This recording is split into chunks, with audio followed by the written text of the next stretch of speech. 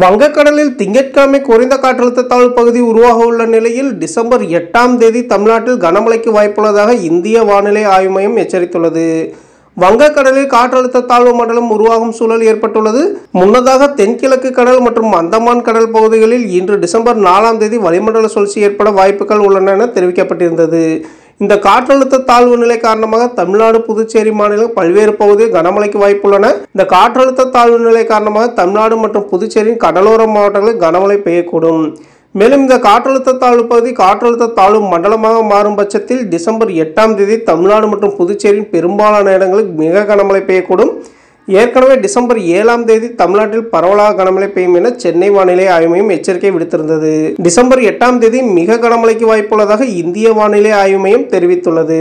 இதன் காரணமாக பள்ளிகளுக்கு முன்னெச்சரிக்கை நடவடிக்கை விடுமுறை விடப்படுமா என்ற அறிவிப்பும் எதுவும் வெளியாகவில்லை.